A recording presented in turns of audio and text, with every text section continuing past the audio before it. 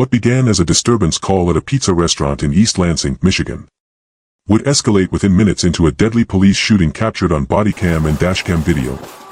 On April 15, 2026, officers responded to reports of a disorderly man at a Marco's Pizza near Abbott Road. But before police could arrive, a violent stabbing unfolded just across the street.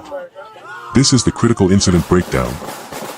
According to investigators, 21-year-old Isaiah Kirby entered the Marco's Pizza restaurant pretending to be a delivery driver.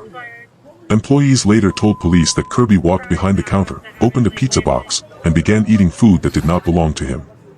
Workers repeatedly ordered him to leave the business. But witnesses say Kirby became increasingly aggressive. One employee later reported that Kirby stood chest to chest with him during a confrontation inside the restaurant before finally walking out.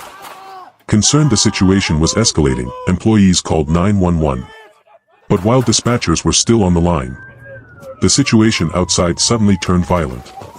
Across the street, 63-year-old attorney Douglas Mylock had just exited a barber shop and was getting into his vehicle. According to witnesses and family members, Kirby allegedly attacked Mylock without warning. 911 callers described seeing a violent struggle in the parking lot. Moments later, multiple witnesses reported that a man armed with a knife was pacing nearby covered in blood. Mylock was found critically injured on the ground while bystanders attempted to help him. At that point, officers responding to the original theft and disturbance call were updated that the incident had become a stabbing involving an armed suspect. The situation had now escalated into a life-threatening emergency. Just minutes later, officers spotted Isaiah Kirby running along Abbott Road while carrying what appeared to be the knife used in the attack. Dashcam and bodycam footage show patrol vehicles rapidly stopping in the roadway as officers confronted him. Police immediately began shouting commands. "Drop the knife.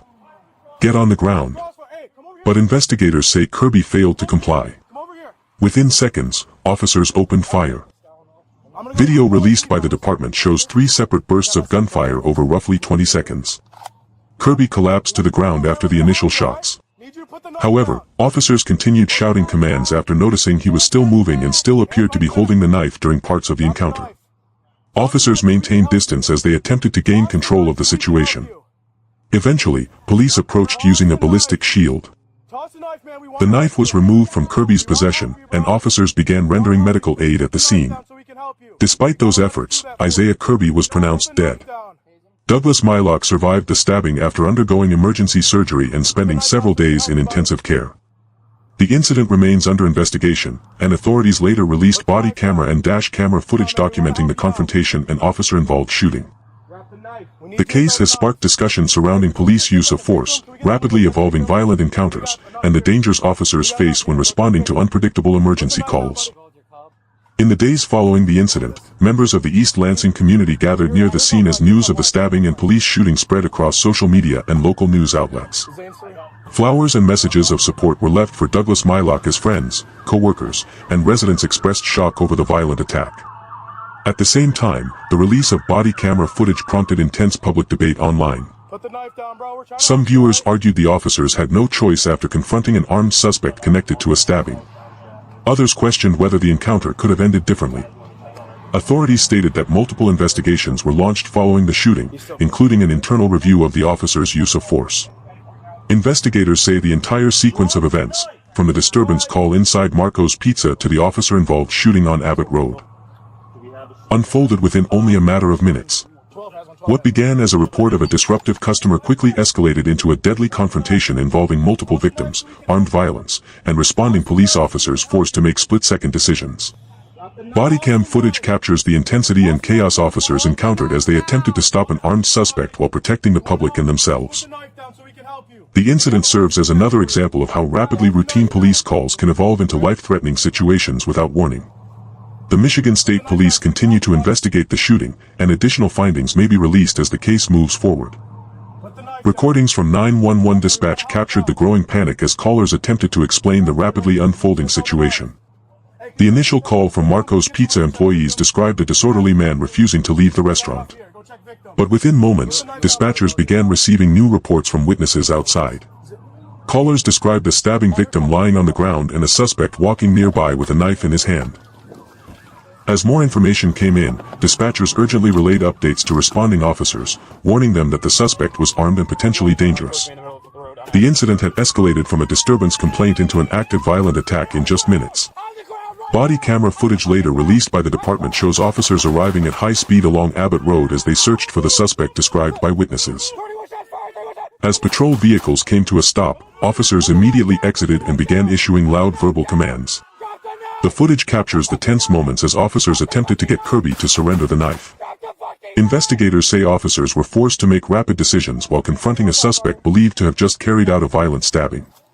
During the encounter, commands were repeated multiple times before shots were fired.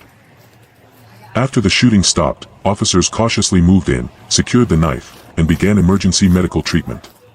For investigators, the case highlights how quickly unpredictable encounters can turn deadly for victims, bystanders, and responding officers alike.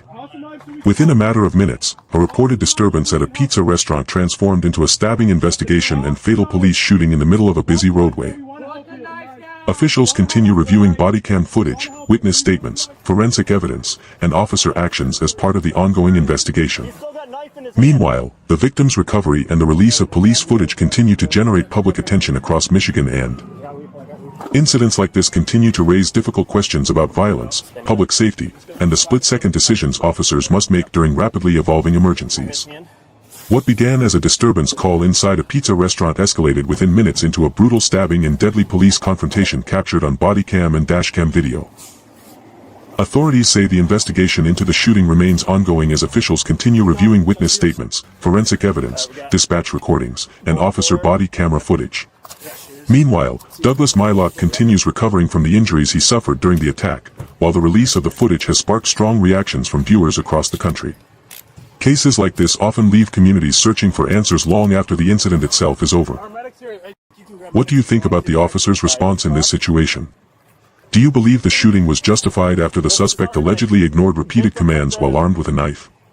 Leave your thoughts and opinions in the comments below. We read every comment and want to hear your perspective on this case. If you enjoy real police body cam footage, critical incident breakdowns, and detailed law enforcement analysis, make sure to subscribe to Prime Dispatch and turn on notifications so you never miss future uploads. And if you found this video informative, consider leaving a like. It helps the channel grow and allows us to continue bringing you more authentic police incidents and body cam footage from across the United States. Thanks for watching, and we'll see you in the next video.